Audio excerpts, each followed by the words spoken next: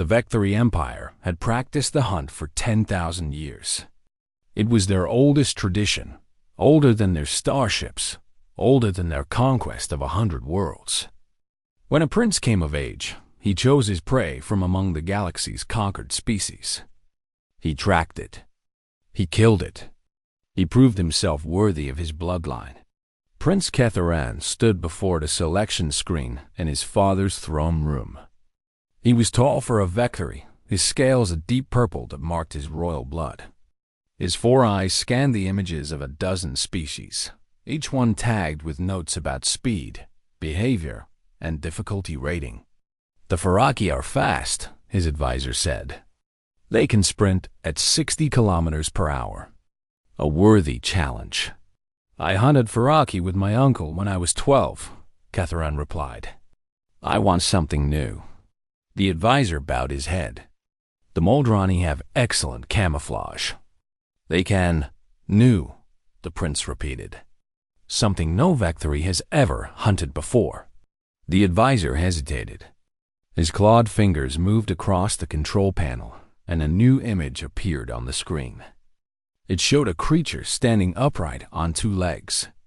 Its skin was smooth and brown, without scales or fur. Its eyes were small, forward-facing, and watched the camera with an expression the advisor could not read. "Humans," the advisor said. "They joined the galactic community 18 months ago. We captured several during the border conflict near Kepler Station." Ketharan leaned forward. "Tell me about them." "They are unremarkable, my prince." The advisor pulled up a data file. "Slow, no natural weapons.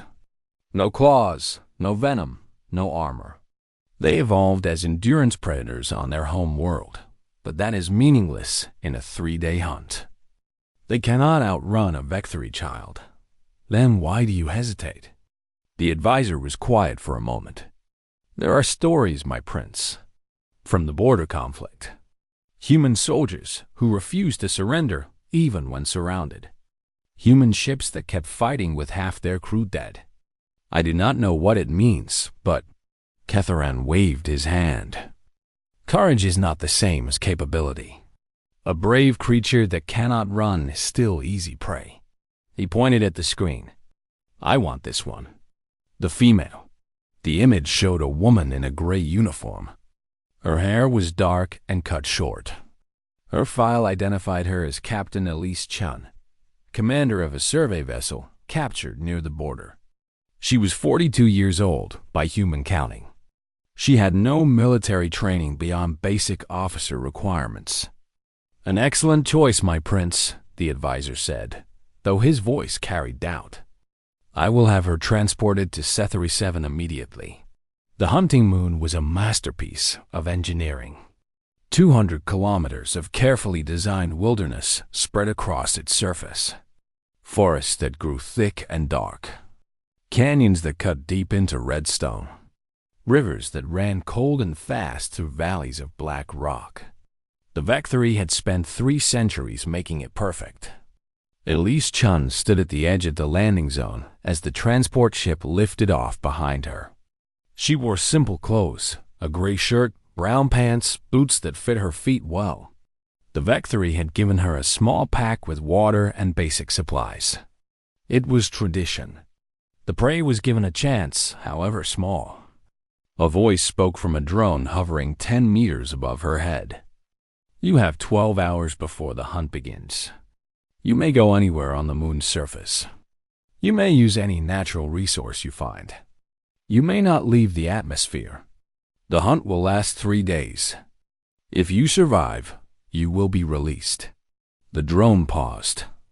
No prey has ever survived. Elise looked up at the small machine. Her expression did not change. She did not ask questions. She did not cry or beg or rage against her situation. She simply nodded once, then turned to study the tree line ahead. The forest was dense, filled with trees that looked almost like the pines she remembered from Earth. The soil beneath her boots was soft and dark. A light wind came from the east, carrying the smell of water. She did not run. This surprised the Vectory technicians watching from orbit. Every other species ran. The fast ones sprinted until they couldn't sprint anymore. The slow ones panicked and stumbled into the wilderness as quickly as their legs could carry them. But this human simply stood there, studying the landscape like a scientist examining a new specimen. After several minutes, she knelt down and touched the soil. She picked up a handful and smelled it. She looked at the trees, then at the sky, then at the mountains in the distance. She checked the position of the sun. Then she smiled. It was not a smile of happiness or relief. The technicians did not know what kind of smile it was. They had never seen its like on any prey species before. Elise Chun walked into the forest at a steady pace. Not fast, not slow. Her stride was even and relaxed, the walk of someone going somewhere specific rather than running from something terrible. Curious, one of the technicians said. She has accepted her death, another replied. Some species do this. They give up before the hunt even begins. But the first technician was not so sure. He watched the human's heat signature move through the forest at exactly 3 miles per hour. She did not stop. She did not rest. She just kept walking hour after hour as the sun moved across the sky. 12 hours later, Prince Ketharan arrived with his hunting party. 6 of the finest hunters in the empire, each one equipped with pulse rifles, tracking equipment, and powered armor that could carry them across any terrain. 3 ground skimmers sat ready to chase prey across open ground. Where is she? The prince asked. A technician projected a map showing the human's path. She had covered nearly 60 kilometers in her head start, moving in a winding pattern through the deepest parts of the forest. She is still moving, my prince. Ketharan blinked all 4 of his eyes. Still? She hasn't stopped to rest? No, my prince. She has been walking continuously since release. The prince looked at his hunters. They were eager, their muscles tense with anticipation. This was what they lived for. Then let us not keep her waiting, he said. The hunt began. The prince's hunting party moved through the forest like shadows. Their powered armor made no sound. Their tracking equipment showed the human's path clearly broken twigs, footprints in soft soil. The heat signature still visible from hours before. Ketharan could not understand why she was making this so easy. She isn't hiding her trail at all, one of his hunters observed. It's like she wants us to follow. Perhaps she doesn't know how to hide, another said. Humans are new to space. They may not understand how hunts work. The prince said nothing. He watched the tracking display and pushed his skimmer faster through the trees. By midday, they reached the edge of a canyon system. Red stone walls dropped 50 meters into a maze of narrow passages and rushing water. The human's trail led directly into the depths. The skimmers cannot follow, the pilot reported. The passages are too narrow. Ketharan stepped off his vehicle. Then we continue on foot. Veth, Corin, with me. The rest of you circle around to the canyon's exit. We'll drive her toward you. The 3 hunters entered the canyon. Their armor gave them strength and speed, far beyond any unarmored creature. They could run at 40 kilometers per hour for 15 minutes without rest. They could leap across gaps and climb walls with ease. The human was only 3 kilometers ahead. She would be dead within the hour. They ran. The canyon twisted and turned, splitting into dozens of smaller passages. But the tracking signal was clear, and they followed it without hesitation. Their muscles burned with the joy of the chase. This was what Vectory were born to do. After 15 minutes, they stopped to rest. The signal showed the humans still ahead, still moving at the same steady pace. She's fast for a human, Curran said, breathing hard. She is not fast, the prince corrected. She is simply not stopping. They ran again. Another 15 minutes at full speed. When they stopped, The human had not gotten any closer. She had not gotten any farther, either. The distance between them remained exactly the same. How is this possible? Veth demanded. We are running at full speed. The prince studied the tracking data. The human speed had not changed since the hunt began. She was moving at a constant pace of perhaps 8 kilometers per hour. Slow by vectory standards. Slow by the standards of any species they had ever hunted. But she never stopped. Every time they sprinted, they closed the distance. Every time they rested, she pulled away again. And she never, ever stopped. They chased her through the canyons for 6 hours. By evening, Corin's legs were shaking. The powered armor helped, but it could not prevent muscle fatigue entirely. Veth had twisted something in his knee during a difficult climb. The human was still ahead of them. Still walking. We'll catch her in the morning, the prince said. She has to sleep sometime. They found a sheltered spot in the canyon and made camp. The tracking drone showed the human settling into a small cave 2 kilometers ahead. Finally, she had stopped moving. We attack at dawn, Catharon ordered. She'd be tired and disoriented. Easy prey, his hunters agreed. They ate their rations and slept in shifts. Watching the tracking display for any sign, movement, the human signal stayed in the cave all night. When the first light of dawn touched the canyon walls, the hunters moved. They approached the cave in perfect silence, weapons ready, muscles tense. The prince gave the signal, and they rushed inside. The cave was empty. Corin swore loudly. Veth checked the tracking equipment twice, 3 times. The signal had not moved all night. But the human was gone. She tricked the sensors somehow, the prince said quietly. They found her trail leading out the back of the cave, through a crack in the stone that they hadn't noticed on their scans. She had been walking since midnight. While they slept peacefully believing she was trapped, she had gained 20 kilometers on them. The prince felt something unfamiliar growing in his chest. It took him a moment to recognize it as frustration. She cannot keep this up forever, he said. Nothing can walk forever. They followed her trail out of the canyons and into a dense forest. The terrain was difficult here, full of fallen trees and thick undergrowth. The skimmers that waited at the canyon's exit joined them, and for a while they made good progress. Then the skimmers began to fail. The first one stopped in the middle of a river crossing. Water had somehow gotten into the engine core, though the pilot swore he had checked the seals that morning. The second lost power after driving through a patch of tall grass. Sand and small stones had clogged the intake valves. It would take hours to clean. This is not natural, Beth said, examining the damage. Someone did this deliberately. The prince looked at the forest around them. The human's trail passed directly through the areas where the skimmers had failed. She had led them through water deep enough to breach imperfect seals.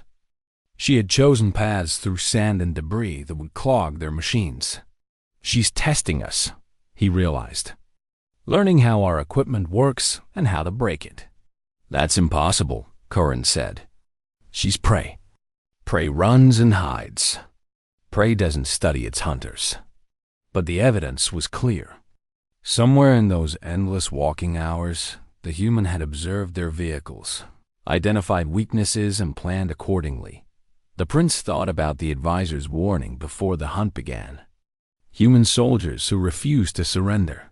Human ships that kept fighting when they should have died. What kind of species was this? As the sun set on the second day, the hunting party was tired, frustrated, and reduced to 2 working vehicles. They had covered over 100 kilometers of difficult terrain. The human was still ahead of them, still walking, and the prince was beginning to wonder if this hunt was going to end the way he had planned. The third day began with disaster. Prince Catharan woke to the sound of Veth screaming. The hunter had stepped out of his shelter to relieve himself and fallen into a pit that had not been there the night before. The hole was 2 meters deep, lined with mud and slippery stones. Veth lay at the bottom, clutching his ankle. The bone was not broken, but something had torn badly. He would not be running today. How did she do this? Corinne demanded, staring at the pit. She was kilometers ahead of us. The tracking drone never showed her coming back. But the prince was already examining the trap's construction. It was simple but clever. The human had dug the hole during her endless walking, probably during the first night when they thought she was sleeping. She had covered it with branches and leaves, then walked past it so her trail would lead them directly into the trap. She had planned this from the beginning. She doubled back, the prince said quietly. Sometime during the night. The drone tracks heat signatures, and her body temperature must be close to the background radiation of this forest. She walked right past our camp, and we never knew. Corinne's face twisted with anger. No prey is this clever. No prey we have ever hunted, the prince agreed. They left Veth with supplies and a communication beacon.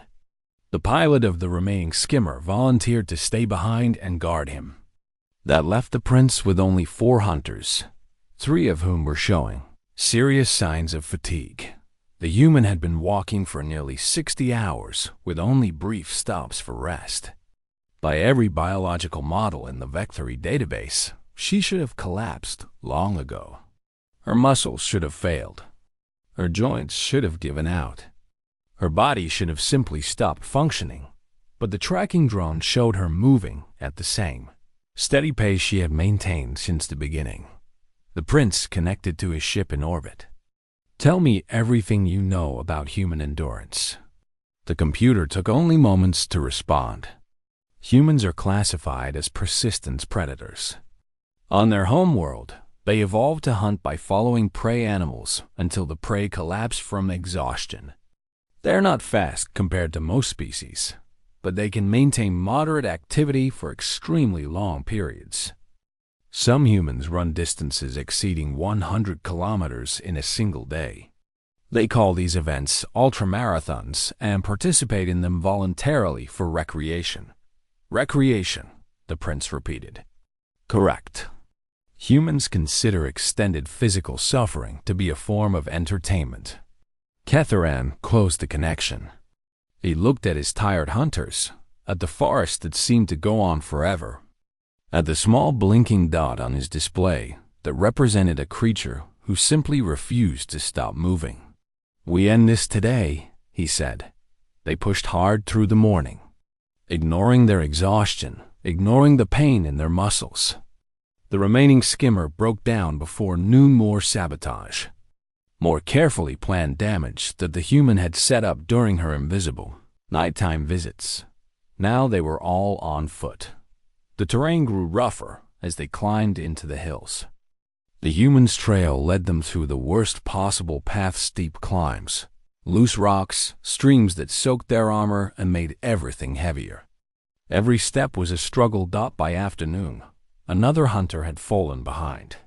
His name was Thresh, and he had been hunting for 40 years. He sat down on a rock and refused to move. My legs are finished, he said. I cannot take another step. The prince left him behind. The remaining 3 hunters continued climbing. The tracking display showed the human only 2 kilometers ahead now. They were finally closing the distance. Why has she stopped? Corin asked. She's been walking for 3 days. Why stop now?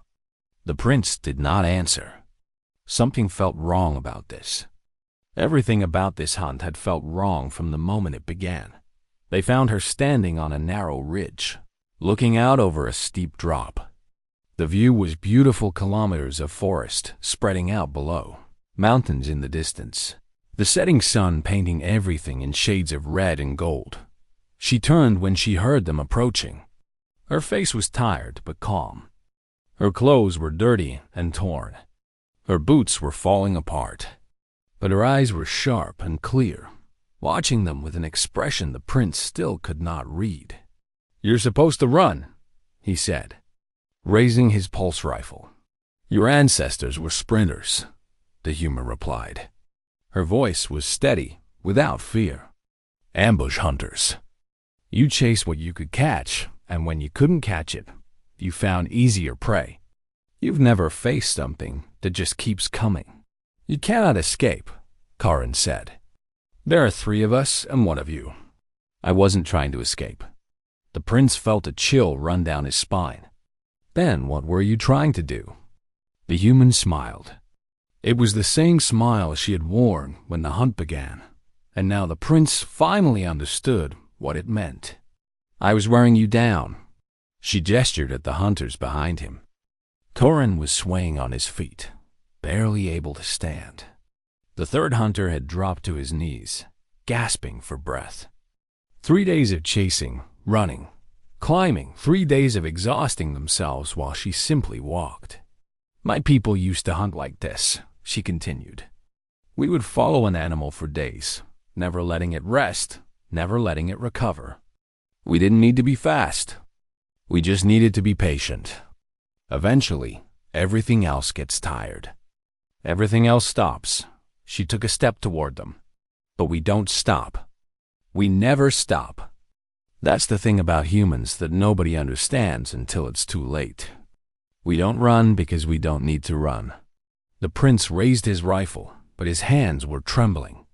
60 hours of broken sleep and constant exertion had taken their toll. His muscles screamed in protest at the simple act of holding the weapon steady. We just keep coming, the human said, until there's nothing left to chase us. She moved. The prince would later struggle to describe what happened next. The human was not fast, not by Vectory standards, not by any standard. But she was efficient. Every movement was precise, controlled, wasting no energy. His exhausted body betrayed him. The rifle seemed to weigh 1,000 kilograms. His fingers would not obey his commands. She was inside his guard before he could fire, and then the weapon was gone from his hands. Karin tried to help, but his legs gave out beneath him. He fell hard and did not get up. In less than 30 seconds. 3 Vectory hunters, the finest predators in the galaxy, lay disarmed on the ground. Too tired to stand, the human stood over them, breathing slowly, still calm. I've been walking you in circles for 2 days, she said. You're 40 kilometers from your extraction point. Your hunters are scattered across terrain I've mapped completely. She leaned closer to the prince, and her voice dropped to a whisper. I was never trapped on this moon with you. You were trapped here with me. The prince lay on the cold stone, staring up at the darkening sky. His body refused to move. Every muscle had been pushed beyond its limit, and now they simply stopped responding. The human sat nearby, watching him with those strange forward-facing eyes. She had collected all their weapons and piled them neatly out of reach. Then she had simply sat down, as if she had nowhere else to be. Why haven't you killed us? Catharan asked. I'm not a murderer. We were going to kill you. I know. She pulled something from her pack, a small piece of dried meat, and began to eat. That's not the same thing. The prince tried to understand this logic and failed.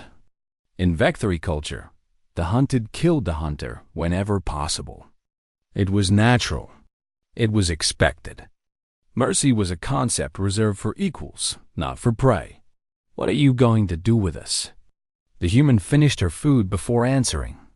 Your injured hunter in the canyon Veth, I think his name was. Is he still alive? Catharan checked his communication device with trembling fingers. Yes, he's with the skimmer pilot at the base camp. Good. The one called Fresh? He stopped to rest in the hills. He should be fine.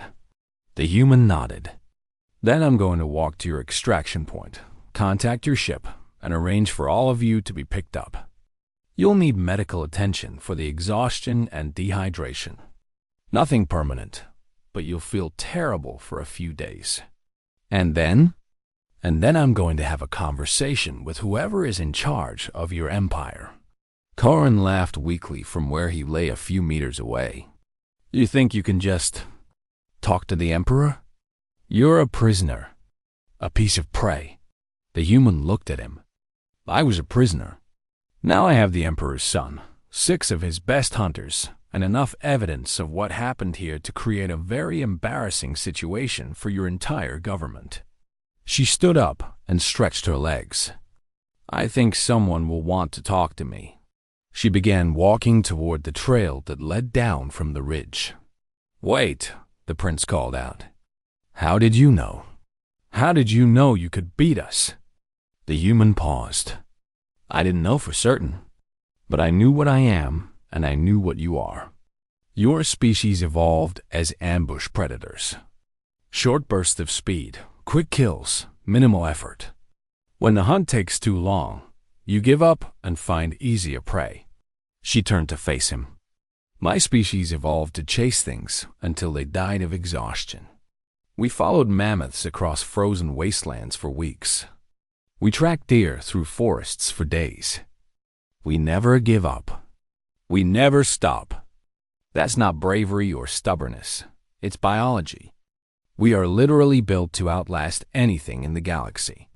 But you had no weapons, no armor, no technology. I didn't need them. She smiled again. That strange smile that the prince now recognized as the expression of a predator who had complete confidence in the outcome. I just needed time. And you gave me 3 days. She walked away into the gathering darkness. The prince lay there for a long time, thinking about what she had said, thinking about the hunt and everything that had gone wrong, thinking about what it meant that the galaxy contained a species that considered extreme physical suffering to be recreation. Eventually, the tracking drone found them. Medical teams arrived from the ship. The hunters were carried to the extraction point one by one, too weak to walk on their own. Beth's ankle was badly sprained but would heal. Thresh was found sleeping peacefully on the hillside, so exhausted that he had not moved in 18 hours. The others had various injuries from falls, dehydration, and muscle damage. None of them would forget this hunt. The human was waiting at the extraction point when the prince arrived. She had built a small fire and was sitting beside it, warming her hands. The pile of confiscated weapons lay next to her, still neatly organized. Your ship is sending a shuttle, she said. I spoke to your communications officer. He seemed very surprised to hear from me. I imagine he was. The prince was carried to a medical pod and connected to various machines that began repairing the damage to his body. Through the transparent cover, he watched the human sitting by her fire, patient and calm. What's going to happen now? He asked. That depends on your people. She did not look at him. You can try to pretend this never happened. You can claim I cheated somehow or that the hunt was unfair. You can execute me and hope that no one ever learns what really occurred on this moon. Or you can accept that humans are not prey. We never were. You just assumed we were because we're slow and soft and we don't have claws. She finally turned to meet his eyes.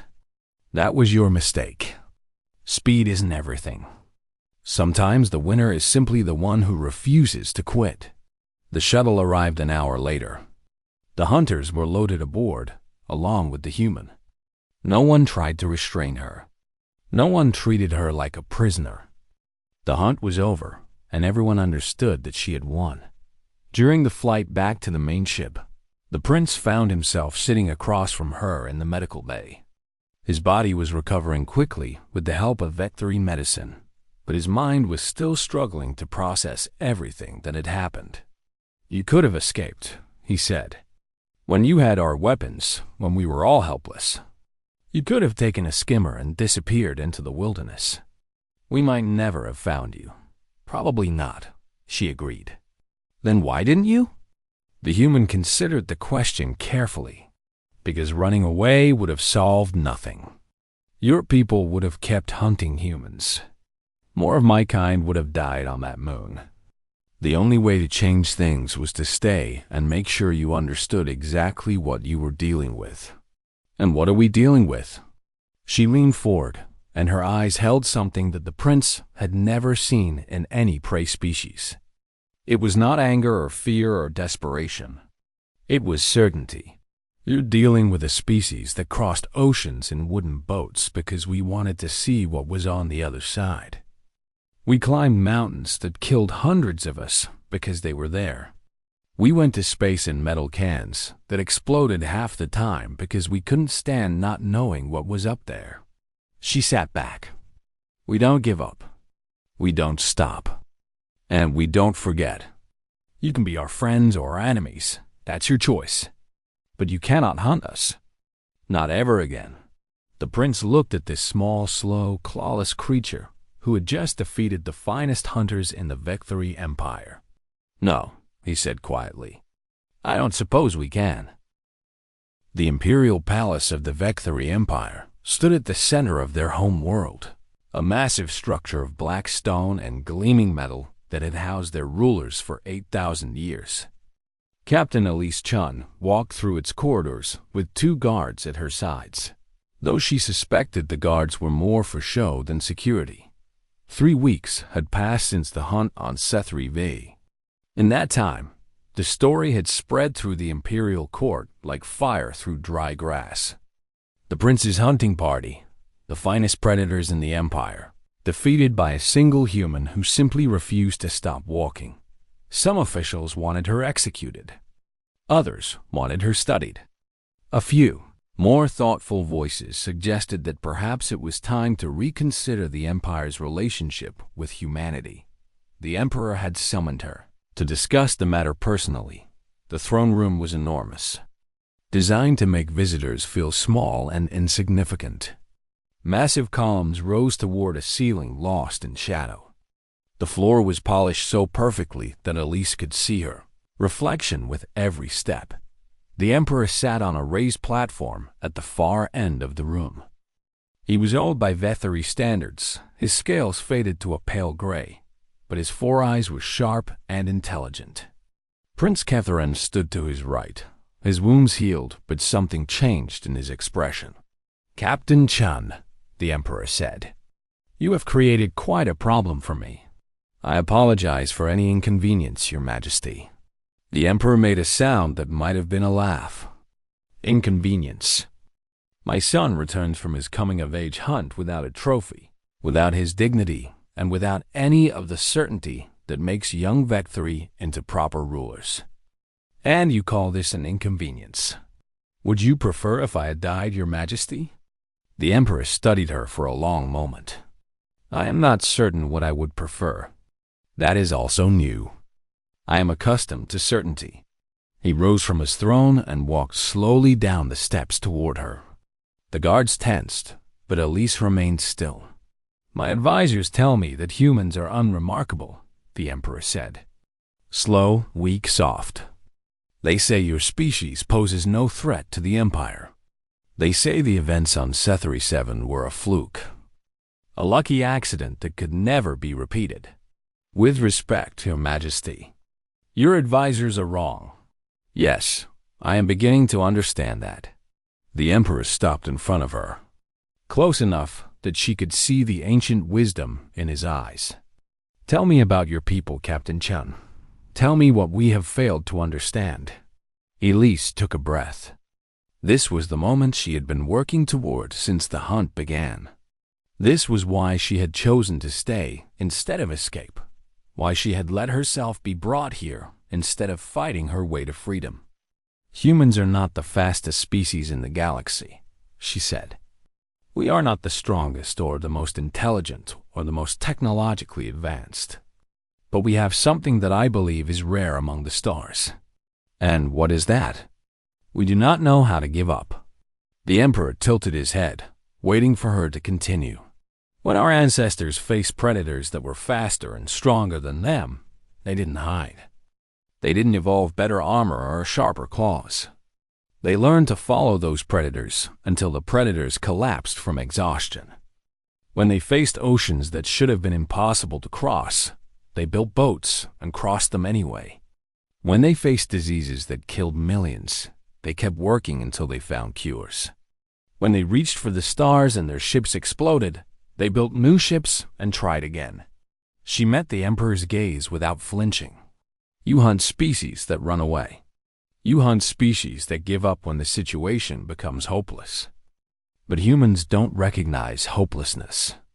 We see a challenge and we keep pushing until we overcome it or die trying. Usually, we overcome it. And if we had killed you on that moon, what then? Then another human would have come after you, and another after that, and another. We would have kept coming until you either destroyed us completely or decided that it wasn't worth the effort anymore. The Emperor was silent for a long time. When he spoke again, his voice was thoughtful. My empire has conquered 100 worlds. We have defeated species with weapons that could destroy planets, species with minds that could see the future, species with bodies that could survive in the vacuum of space. None of them frightened me. He turned and walked back toward his throne. You frighten me, Captain Chun, not because of what you did on that moon, but because of what you represent. A species that cannot be broken. A species that will never stop fighting, no matter how long it takes. No matter how many of them die along the way. He sat down heavily on his throne. I have decided that the Vectri Empire will no longer hunt humans. Furthermore, I am prepared to discuss new terms for human prisoners of war and formal diplomatic relations between our peoples. Elise felt something loosen in her chest. Thank you, Your Majesty. Do not thank me. I am not doing this out of kindness or respect. I am doing this because I am old enough to recognize a fight that cannot be won. He waved a hand dismissively. You will work with my diplomatic corps to establish proper agreements. My son will assist you. Prince Catharan stepped forward. His expression was complex embarrassment, respect, and something that might have been curiosity all mixed together. It seems we will be spending more time together. Captain Chun. It seems so, Your Highness. They left the throne room together, walking side by side through the ancient corridors. Outside the windows, the Vectri capital city spread out in all directions, millions of lives going about their business under an alien sun. I have a question, the prince said. Double curves? Yes? On the moon, when you had defeated us, when you could have done anything you wanted, why did you show mercy? In your position, any Vectri would have killed their captors without hesitation. Elise considered the question as they walked. Because dead enemies can't become friends, she said finally. And humans have learned that friends are more valuable than victories. We've made that mistake too many times in our own history. We've learned that the species that survives is not always the one that wins every fight. It's the one that knows when to stop fighting. The prince nodded slowly. Perhaps there is more to learn from humans than I thought. Perhaps. They reached a large window overlooking a garden filled with strange alien plants. Elise stopped to look at them. These flowers that had evolved on a world she had never seen, under a star she had never known existed until a few years ago. Your Highness, may I ask you a question? Of course. What did you learn from the hunt? The prince was quiet for a moment. When he answered, his voice was different, softer, more thoughtful than she had heard before. I learned that I have been looking at the universe wrong. I thought the power came from speed and strength and the ability to destroy. But you showed me something different. You showed me that the greatest power is simply refusing to stop, refusing to accept that anything is impossible. He turned to face her. I think that is the most important thing I have ever learned. Elise smiled, not the predator's smile she had worn on the moon, but something warmer. Then the hunt wasn't a complete loss after all. In the years that followed, the relationship between humans and the Vectri changed in ways that no one had expected. The empire that had once seen humans as prey came to see them as partners, advisors, and eventually friends. And in the great registry of the Imperial Hunt, a new entry was added under the classification for Homo sapiens. It read, Status: Excluded from hunt threat level. Apex notes. Do not pursue. Do not corner. Do not underestimate their endurance. This species does not run because it has never needed to. When humans are chased, they do not flee. They adapt, they persist, and they return. We thought we were hunting them. We were wrong. They were studying us. They always are. The galaxy had learned an important lesson about the small, slow, stubborn species from the third planet of an unremarkable yellow star. Humans don't run. They don't have to.